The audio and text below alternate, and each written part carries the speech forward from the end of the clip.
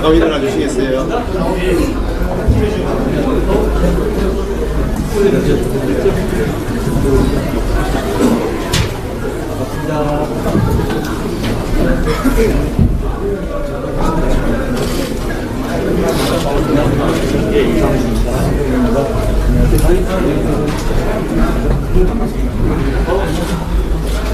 앉으시죠. 안녕하세요.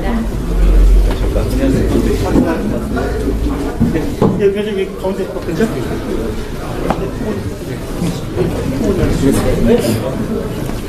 안녕하세요. 안녕하세요. 이렇게 해서 고맙습니다.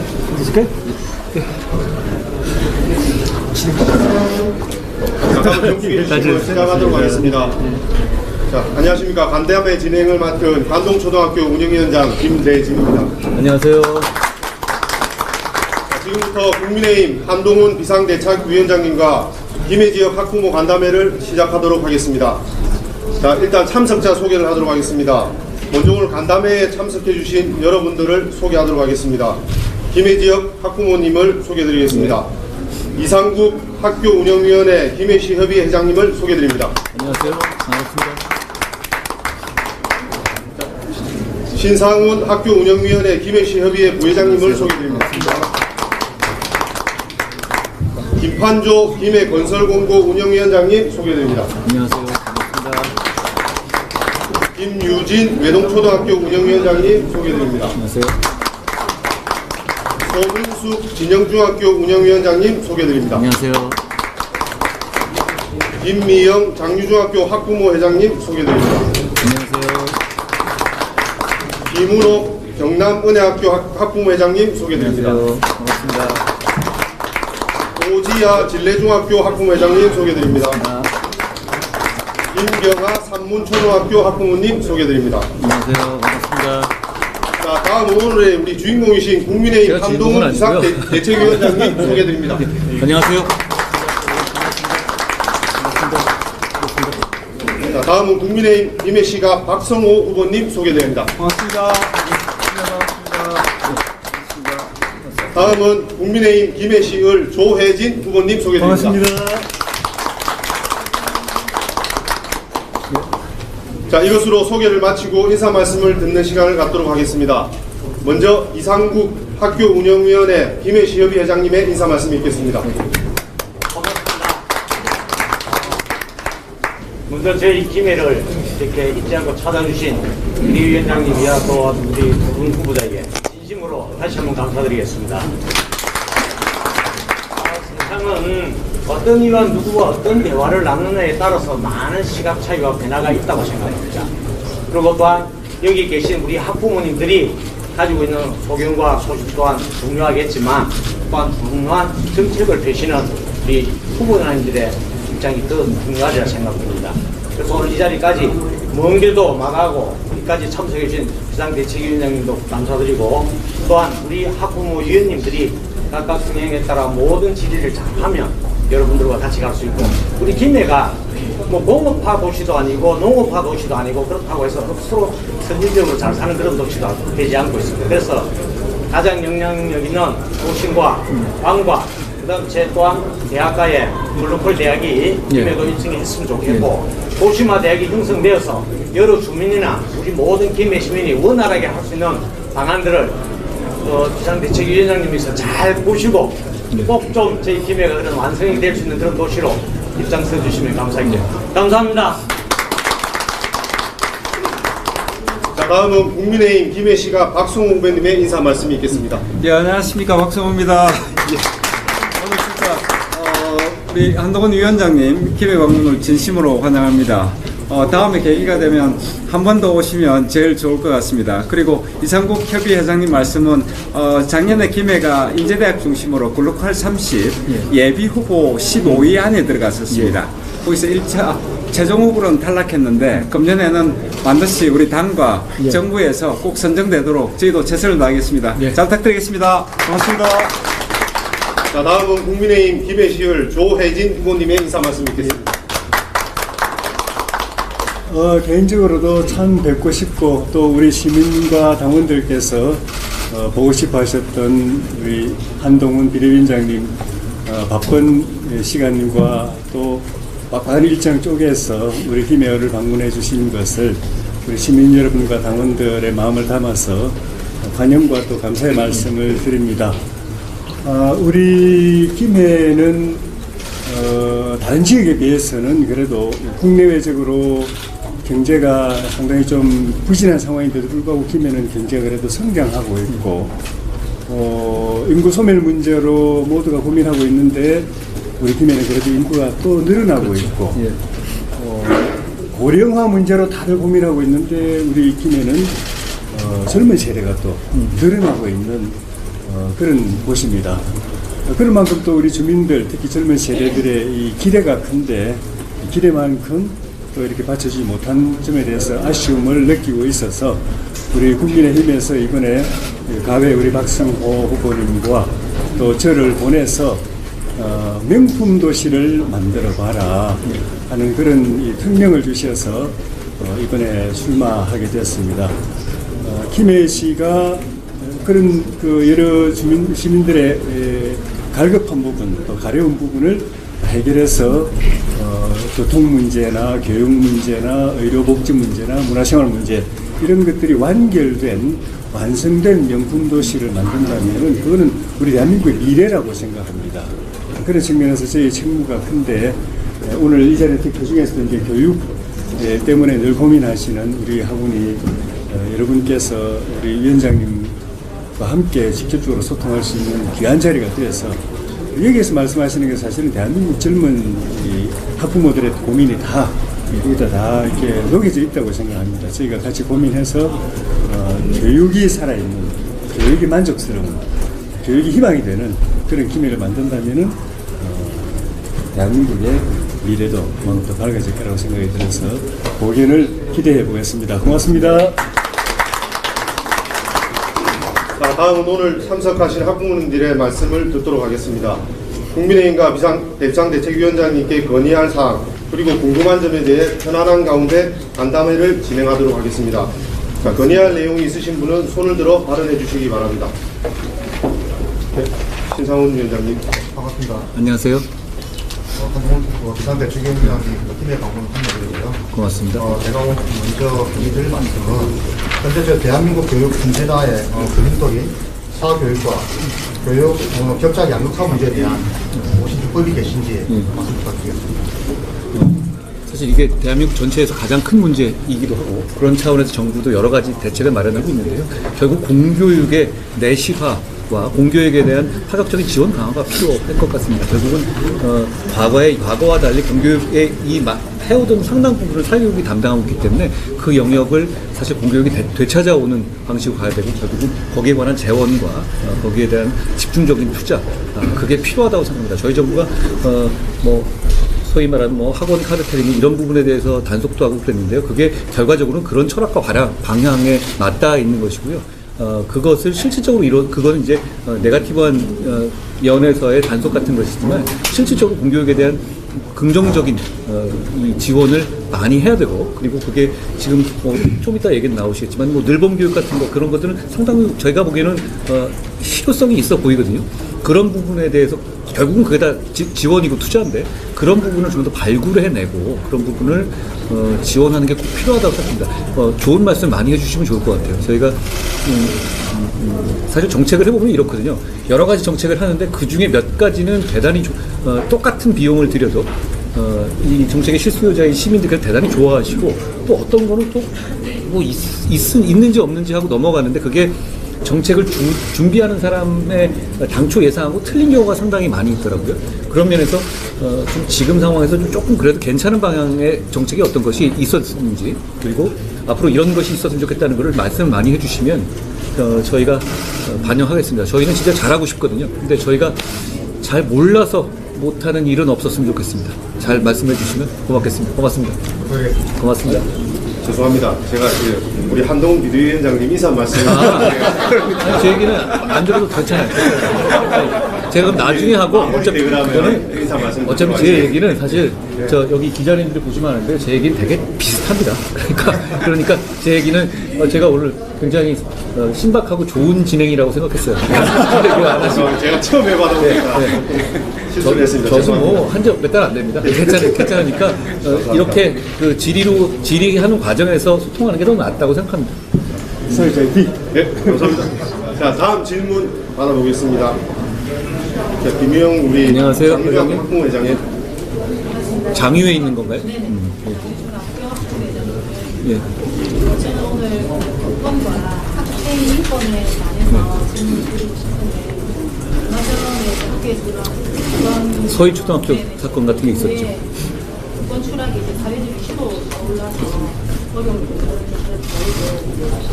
그리고 국회에서 공권법이 통과는 됐는데 다른 복지법이나 학교 폭력 예방법이나 개정이 되지 않은 것으로 보이고 그 점에서 공권 보호와 학생 인권 현실화 방안에 대해서 고민하고 있습니다.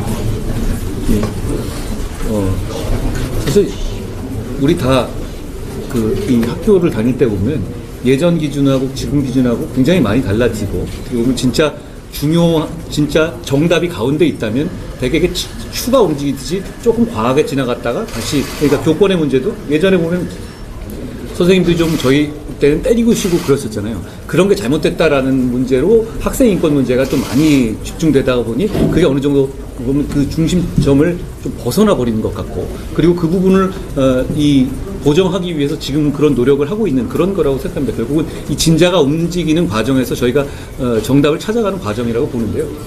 서울초등학교 사건 이후에 굉장히 그 부분에 대해서 많은 국민들이 관심을 가지셨어요. 그러니까 아동학대 문제 사실 그렇다고 해서 선생님들이 아동학대에 이르는 수준의 훈육까지 해서는 허용하지 않은 취지는 누구도 아닐 것이고 그렇지만 지금 단계에서는 정상적인 교육이 어려울 정도로 이 학생 인권이 과하게 이 중심에 있었던 면이 있다라는 식의 반성적 고려로 지금 여러 가지 법안이 와 있습니다. 그 법안을 저희가 이번 4월 이후에 통과시키겠습니다. 그리고 그거는 저희는 그 정도면 저도 제가 장관을 하면서 교육부 장관님하고 교육부총님하고 여러 가지 논의를 했었는데 선생님들이 어떤 이 처벌이 형사처벌이라든가 이런 거에 대한 두려움이 있을 수도 있고 아동학대 문제 그리고 거기에 관해서 어떤 책임을 어느 정도까지 물으셔야 되는지에 대한 불안감이라든가 이런 부분을 해소할 법안들이 많이 준비되어 있습니다. 잘 아시는 것 같은데요. 그게 지금 우리 국회에서 통과되지 못한 부분이 많이 있습니다. 저희가 그걸 통과할 겁니다. 우리는 그 부분에서 지금의 문제를 명확하게 인식하고 있어요. 왜냐하면 그런다고 해서 학생들이 인격적으로 성장하는 게 그러니까 학생 인권을 과하게 존중한다고 해서 학생들의 성장에 도움이 되는 것만은 아니거든요. 균형점을 찾아야 하는 것이죠. 물론 교권을 권위주의적으로 강조하는 것만이 능사는 아니지만요. 지금은 이 부분이 좀 너무 많이 와 있다는 데 대해서 저희 사회적인 공감대가 형성되어 있다고 생각합니다. 특히 서울초등학교 사건 이후엔 더더욱 그렇죠. 저희가 그 접점에 해당할 수 있는 나름대로 괜찮은 법안을 지금 만들어 놓은 상태입니다.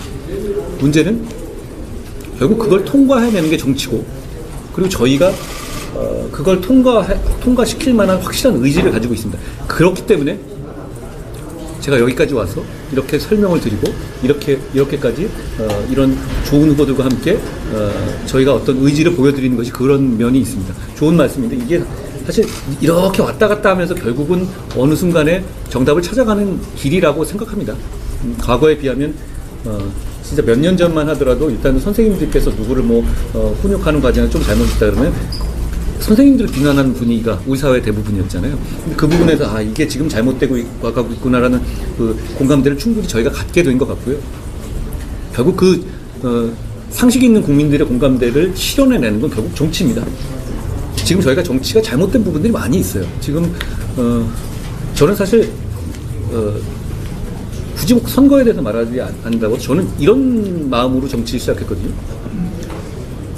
정치가 과연 대한민국을 후진하게 하는 정치를 할 것이냐 대한민국을 전진하게 하는 정치를 할 것이냐의 문제인데 저는 전진하는 정치를 하기 위해서 정치를 시작했습니다. 후진 사람들이 나라를 후지게 하는 일들이 많이 있거든요.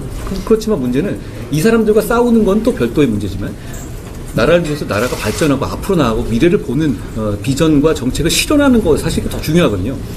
근데 문제는 후진 사람들과 싸우지 않고서는 이렇게 전진할 수가 없어요. 그러니까 두 가지를 다 하되 말씀하신 것처럼 좋은 정책을 가지고 전진하는 방향으로 저희가 정치를 잘 해보겠습니다. 좋은 말씀 감사드립니다. 저는 이런 데 오면 배우는 게 더 많은 것 같습니다. 그리고 말씀하신 거 보면 제가 생각하는 게 맞구나라는 어떤 그 안도감을 갖기도 하고요. 저희가 더 많이 듣고 잘 하겠습니다. 고맙습니다. 다음 질문 받아보도록 하겠습니다. 안녕하세요. 초등학교 학부모님들 몇 학년이십니까? 네, 4학년입니다. 아, 초등학교 학부모님들은 제일 큰 숙제이긴 한데요. 초등 교권 교실에 대한 정보와 개선 방안에 대해서 궁금합니다. 지금 되고 있는 거는 좀 그 혜택을 좀 받으시나요? 예. 지금이 꽤 그래도 우리 저 김해 지역 보면 상당수가 좀 늘봄 쪽으로 많이 하고 있던데, 그렇죠? 그런데 이 전국적으로 봐도 그게 평균적인 거나 평균보다 좀 높더라고요, 김해가.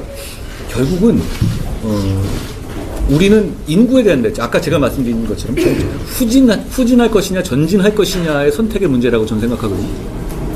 결국은 그 전진의 방향이 저는 이런 정책이어야 한다고 생각해요. 왜냐하면 이게 부모님들의 힘든 걸 좀 덜어준다 이런 문제가 아니라 저는 이게 인구 문제하고도 직결된다고 생각하거든요. 저희가 인구부를 만들겠다고 하고 여러 가지 정책을 말씀드리고 있는데 그 핵심은 뭐냐면 아이를 키우는 분 입장에서 경력이 단정된 일을 할 수 있고 자기의 인생 경력을 계속될 수 있는 걸 지원하는 게 저희는 핵심이라고 보거든요. 어떤 출산에 대한 지원도 지원이지만 그것보다는 이게 이 아이를 낳거나 아이를 키우는 동안에 어떤 그 생활인으로서의 경력이 단절되지 않도록 최대한 그 구멍을 메워주는 게 저희는 국가가 할 일이라고 생각하고 그 점에 대해서 굉장히 집중하려고 합니다. 그래서 저희가 부총리 산하에 부총리급의 인구부를 만들겠다는 것도 그런 의미고요. 그런 차원에서 보면 지금 우리가 늘봄 학교를 하잖아요. 그러니까 돌봄 학교에서 그거를 더 늘려서 사실상 퇴근 시간까지 책임지겨 주겠다는 그런 개념이거든요. 아이를 위한다기보다는 어떤 경력을 단절시키지 않겠다는 의지가 큰 것인데요. 저는 개인적으로는 그 정책은 괜찮다고 봤거든요. 어떠세요? 그거 넓히면 좋지 않을까요? 저도 직장인이 예. 그래서 그런 정책을 더 펼쳐주시는데요. 지금 그러면 현실은 어떻습니까? 끝난 다음에 그 늘봄 기간 혹시 그 늘봄 그 시스템에 맞춰가지고 혹시 자녀분을 보내고 계신가요? 올해부터 지금 시작을 해서 보내고 있거든요. 예. 공백 기간이 그렇죠. 그러면 그게 지금 보통 이런 시스템을 만들 땐 두 가지잖아요.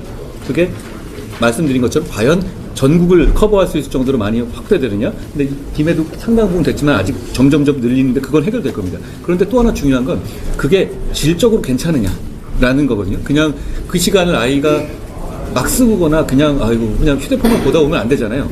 그 점에 대해서는 어떠신가요? 그게 제일 우려되는 부분은 예. 아이 혼자서 그 시간에 혼자 있어야 되는 부분. 그렇죠. 근데 늘봄 교사들이 지금 케어를 하고 계시잖아요. 근데 그게 좀 그 기간 동안에 아이 성장에 좀 도움이 되는 방향으로 운영되고 있다고 생각하세요? 혼자 있는 시간보다는 그렇죠. 늘봄이나 돌봄 교실을 통해서 그 시간을 좀 학습적인, 지식적인 그런 정보들을 많이 익힐 수 있고 혼자서 휴대폰을 본다든지 하는 그런 문제가 없으니까 마음에 안심을 가지고 그래도 혼자서 휴대폰 보긴 할 겁니다만 그렇습니다만 어쨌든 저희가 이런 겁니다. 저는 볼 때 늘봄 제가 법무장관 그만두고 나서 좀 좋은 점은 이 정치 시작하니까 세상에 좀 다양한 제 관심이라든가 그런 거를 정치로서 실현할 수 있어서 좋더라고요. 근데 저는 그 정책이 좋았어요. 그 정책의 특별한 단점을 모를 정도로 그리고 이게 진짜로 많이 늘어나고 그리고 그거가 정 필요하다면 좀 주말까지도 이어질 수 있다면 그리고 그거를 선택하고 신청하는 과정이 조금 지금 복잡해가지고 그런 면이 있죠. 근데 그 부분을 굉장히 쉽게 개선할 수 있어서 질을 높인다면 저는 어떻게 보면 대한민국의 패러다임을 바꿀 수도 있는 좋은 정책이라고 생각합니다. 저희가 그 정책을 강력하게 지원할 것이고 그리고 말씀드린 것처럼 그 정책의 그 시간 동안의 질을 높이기 위해서 저희가 계속 저희가 노력할 것이라는 약속을 드립니다. 괜찮으시죠, 그거는? 그 정책은? 그러니까 저는 제가 최근에 세금으로 운용되는 여러 가지 정책 중에서 야, 이거는 정말 가성비가 좋다라고 느낀 정책 중에 하나가 그거였습니다. 많이 활용해 주시고 많이 활용하시게 되면 저희가 더 거기에 힘을 줄 수 있을 것이고 그렇게 되면 저는 이게 단지 어떤 어머니의 시간뿐 아니라 사회의 인구 문제 해결에도 좀 도움이 될 거라고 생각합니다. 저희가 더 노력하겠습니다. 고맙습니다. 안녕하세요. 한동훈 위원장님께서는 다문화 정책이나 또 다문화 지원에 대해서 많은 관심을 가지고 그렇습니다. 있어서 이런 그리고 질문을 하자면 다문화 학생들은 학교라는 제도권 안에서 한국 사회에 안착을 위해서 이렇게 교육 지원을 받고 있어서 다행이라고 생각하고 있고, 그리고 외국인 근로자들은 또 산업 인력 공단에서 지원을 하고 있는 것으로 알고 있습니다. 그런데 학교 다문화 청소년들은 학교 학생도 아니고 노동자도 아니라서 취약한 직업도, 그러니까 단기 일용직이나 이런 직업에 머물 수밖에 없는데, 특히나 이들은 또 취업을 위한 직업 훈련 교육이나 이런 것들이 필요하다고 이렇게 그렇습니다. 있습니다. 그래서 이러한 한국한 다문화 청소년들과 청년들을 위한 어떤 지원 정책 방안이, 구체적인 방안이 있으신지 위원장님께 고맙습니다. 고맙습니다. 저는 그 외국인 정책에 대해서 이런 생각을 가지고 있습니다. 외국인 정책을 하냐 안 하냐 그런 말을 할 단계는 저는 이미 지났다고 생각합니다. 외국인 정책은 하지 않으면 10년 뒤에 나라가 없어질 겁니다. 저는 그렇게 생각합니다. 실제 수치가 그러죠. 합계 출산율 0.6이라는 게 그걸 의미하는 겁니다. 나중에 보면 그게 그렇게 되지 않잖아요. 지금 전 세계적으로 인구가 줄어들고 있나요? 그렇지는 않아요. 놀랍게도. 어떤 나라는 합계 출산율 7, 8이 가는 나라들도 있습니다. 아프리카나 이런 쪽은. 그렇지만 이제 선진국 같은 경우는 합계 출산이 굉장히 줄어드는 추세고, 근데 저희는 외국인을 좀 덜 받아들이는 문화, 특히 동아시아권이 그런데요. 그렇기 때문에 이대로 되면 나라의 어떤 노동력이라든가 인구가 줄어들어 나라가 역동력을 잃을 수밖에 없는 구조거든요. 그러니까 외국인 정책은 필요합니다. 그렇지만 우리나라에 잘 적응할 수 있고 우리나라에 필요한 사람들을 모셔와서 여기에 자기들의 어떤 자기들끼리의 커뮤니티로라든가 자기들끼리의 어떤 끼리끼리 문화가 남는 게 아니라 우리의 일원으로 받아들일 수 있었고 우리의 습성과 우리의 생활을 배우면서 생활할 수 있어야 서로 간에 행복해질 수 있다고 생각하거든요. 그런 차원에서 저는 장관할 때부터 어떤 생각을 했냐면 제일 중요한 건 한국어 같아요. 자기들 모국어로 대화하고 그걸로만 그게 편해지기만 하면 그거는 안 되는 거고, 한국어를 교육이 대단히 중요하다고 생각합니다. 그 과정에서 제가 장관할 때는 여러 가지 그 한국어 교육센터를 만들었거든요. 지금은 좀 나아질 겁니다. 그리고 그게 한국어를 배우는 게 우리나라에서 어떤 비자 자격을 갖고 그리고 노동을 하는 데 있어서 훨씬 인센티브를 주는 방식으로 제가 설계했는데, 결국은 한국의 최대한 동화되는 방식으로 맞춰주는 분들이 한국에서 훨씬 더 편안하고 인정받으면 살 수 있는 구조를 만들겠다는 겁니다. 그렇지만 제가 그 생각은 못 해봤네요. 지금 노동자가 아닌 상태에서 고등학교를 졸업한 그 텀의 나이 학생들을 말씀하시는 거예요? 많은가요, 숫자가? 네, 생각보다 많이고요. 그리고 이제 중학교를 졸업하고 고등학교에 안 갈 수도 있겠네요. 않는 아이들이 의무교육 이후니까. 네, 그렇죠? 상당히 있고, 그리고 또 입학을 하더라도 졸업을 하지 않는 아이들이 많은 거예요. 예. 제가 이제 센터 운영하다 보니까 아이들이 어쩌면 50% 아이들이 고등학교를 지나가지 않는다라고 생각이 들 정도로, 그렇다면 한국 사회에서 고등학교를 졸업하지 않는다는 것은 결과적으로는 취약한 직업군을 그렇습니다. 예. 없지 않습니까? 그래서 그로 인한 어떤 사회적 변동이라든지 예상할 수 있다라고 생각하고, 그분들이 특히나 또 고령인들은 온라인 그렇죠. 예. 그래서 이분들의 어떤 정착 지원 이런 지원 방안도 구체적으로 생각을 해봐야 되지 않겠나라고 생각을 합니다. 우리 두 분은 아까 얘기해 주신 동화 이런 얘기 그렇습니다. 하셨는데 고려인들은 한국 우리 같은 민족이기 때문에 1순위 그렇죠. 예. 이게 또 수도권이나 서울에 있는 분들은 잘 인식 못하지만 우리 김해 지역만 하더라도 학교 중에서 다문화 베이스의 학생들이 한 20-30% 되는 곳이 꽤 있어요. 예, 그러니까 지금 그렇죠, 꽤 있습니다. 그렇기 때문에 이게 굉장히 중요한 문제입니다. 중요한 여러 가지 면에서 그렇기 때문에 말씀하신 제가 사실 정부 정책 중에서 중학교 내지 고등학교를 졸업하고 취업하지 않는 기간 동안의 분들을 타겟으로 한 정책은 제가 현재 아는 바로는 부족합니다. 그런데 말씀하신 저희가 지금 좋은 말씀 주셨고 과연 그 숫자가 얼마나 되고 그게 어떤 상황인지를 저희가 파악해서 저희가 이건 정책을 좀 내봐야 되겠네요.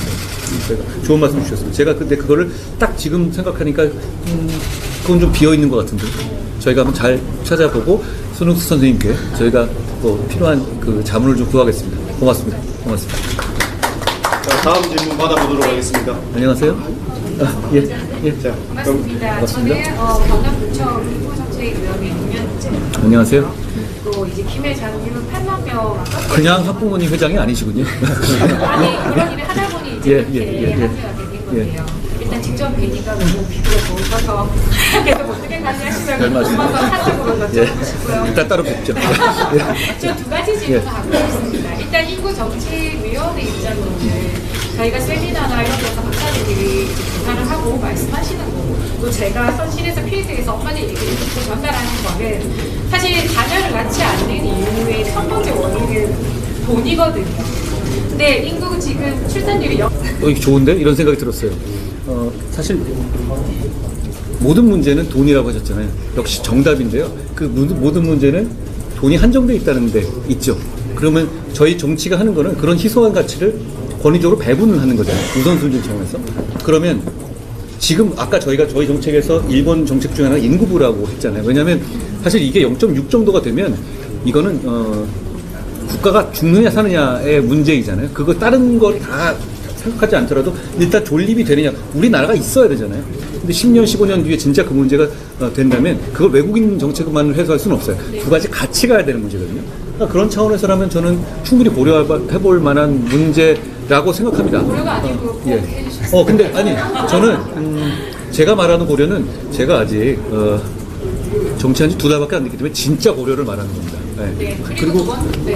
그게 액수가 크지 않더라도 위안이 되실까요? 네, 이게 그거 당선 때 무슨 얘기해 주셨어요. 정책 제안을 일반 시민이 하셨는데 되게 시민적인 요인도 있거든요. 아이를 낳고 안 낳는 데는 돈도 있지만 국가가 우리를 어떻게 보호해주고 어쨌든 뭔가 네. 신경 써주고 있다는 정도의 네, 자녀를 키우는 당신들이 충분히 특히 엄마들은 자존감이 아무래도 경력 단절로 인해서 예. 떨어지죠. 근데 이분들한테 너네가 자녀들을 양육을 함으로써 충분히 너네가 이런 가치가 있는 일을 한다는 그런 자존감도 높여지는 기능을 하기 때문에 그 정책이 이제 1위로 제안된 정책 중에 3위 받는 거거든요. 우리 이 정말 정치의 경험이 많으신 조혜진 선배님 이건 어떤 거예요? 이거 위원장님하고 똑같이 듣는 순간에 그렇죠. 왜 우리가 이거 생각을 못했을까 생각했는데 되는 이야기다. 예. 아니 다만 우리는 항상 정책을 할 때 이 정도 돈을 주는 게 그렇게 좋아할까? 좋아합니다. 저도 좋더라고요. 그러니까 그게 실질적으로는 대단하게 큰 보병은 안 되지만 존중해주는 거죠. 정부에서의 책임이요. 그렇죠. 엄마도 돌봄받는 기분. 여긴 2표가 나왔는데 다른 분은 어떠십니까? 그게 게다가 그 소득 수준과 관계없이 예를 들어 그러는 거죠? 소득 수준에 그렇죠. 관계없이 균등한 보편적인 그런 걸로 하면서 어떠세요? 왜 이걸 안 했죠, 우리는? 기본 철학이 이제 직접 지원하는 거. 네. 를 줄인다는 거 그런 게 있죠. 그게 약간 보수 정당이 그런 그 한계가 있었는데 이건 오픈해야 된다고 봅니다. 적극적으로 그리고 수요자 중심으로 해야 됩니다. 맞습니다. 엄마들이 보육교사자 같은 거 굉장히 많이 낳고 있지만 이게 문제가 되는 게 인구는 줄고 아이는 없어요. 어린이집 점점 없어지거든요. 네, 근데 보육교사 따는 이유는 마음이 불안하고 뭔가 나중에는 일이 하고 싶은 심리인데 이것도 저희가 제안을 드렸던 건데 노인 네, 보겠습니다. 근데 좋은데요? 네, 그리고 죄송해요. 질문이 한 개. 공신건강을 케어한다는 큰 정책을 내놓은 상태에서 그 수급을 조절하고 있거든요. 그런 차원에서 학교도 역시 거기 혜택을 받을 수 있게 하는 거는 저희도 한번 보겠습니다. 근데 좋은 말씀 지금 나중에 전화번호 주세요. 인구정책위원회 있습니다. 아, 그러시구나. 인구정책위원회. 고맙습니다. 제가 배우고만 갑니다. 고맙습니다. 자, 마지막으로 간단하게 우리 그 질문 하나만 더 받고 끝내겠습니다. 아니요, 뭐더 해도 됩니다. 그게 뭐 모든 건 사실 뭐 세금으로 만들어지는 재원의 문제잖아요. 그 재원의 우선순위의 면에서 뒤처질 문제가 아니라고 저는 뭐 선생님 말씀에 공감합니다. 저희가 더 챙기겠습니다. 더 챙기겠습니다. 마지막 질문까지 마치고 시간 관계상 마지막으로 우리 진짜 진심 어린 답변해 주신 우리 한동훈 위원장님께 박수 한번 부탁드립니다. 고맙습니다. 다음 오늘 김해 지역 학부모 간담회를 마무리하는 국민의힘 한동훈 비상대책위원장님의 마무리 말씀이 있겠습니다. 제가 앞으로도 이렇게 해야 되겠는데요. 제가 처음에 괜히 쓸데없는 이 정치적 멘트를 한 것보다 이렇게 말씀을 하는 과정에서 듣고 배우는 게 더 나은 것 같습니다. 제가 일을 잘하고 싶은, 그리고 제가 일이라는 게 정치 일이잖아요. 사람들을 잘 살게 하는 거고 삶을 나아지게 하는 거죠. 근데 정치란 게 그걸 한꺼번에 잘 모든 걸 해결할 만한 도깨비 방망이가 있는 건 아닙니다. 그렇지만 중요한 건 저는 일단 선의가 있어야 되고, 그리고 다음으로 실력이 있어야 된다고 생각합니다. 저는 선의의 면에서는 100점이라고 생각해요. 저는 열심히 하고 싶습니다. 그렇지만 아직 많은 걸 좀 배우고 들어야 되고 시행착오를 좀 더 해야 되고, 그런 부분에 대해서 제가 부족하다고 생각합니다. 제가 여기 계신 이런 베테랑 정치인들 같이 모시면서 김해 시민을 위한 어떤 좋은 정책들이 반드시 실현될 수 있게, 아직까지는 우리가 부족한 점이 많을 겁니다만 그걸 꼭 해내겠다는 말씀을 드립니다. 제가 들어오면서 아니 무슨 이 평일에 이렇게 많이 환영해 주실 오셨나 생각했는데, 저는 이걸 보면 좀 부담돼요. 아, 이게 뭐 저를 뭐 그렇게 뭘 볼 게 있다고 보러 오시겠어요. 그만큼 이 정치에 대해서 원하시는 게 많고 바뀌어야 한다고 생각하시는 것이라고 생각하고, 거기에 대해서 굉장히 큰 책임감을 느낍니다. 저희가 두 분 말씀하신 것도 아까 잘 들었습니다. 제가 잊지 않고 끝까지 최선을 다하겠다는 약속을 드립니다. 오늘 시간 내주셔서 너무 고맙습니다. 고맙습니다. 자, 이것으로 국민의힘 한동훈 비상대책위원장님과 김해 지역 학부모 간담회를 마치도록 하겠습니다. 고맙습니다. 감사합니다. 자, 단체 사진 촬영.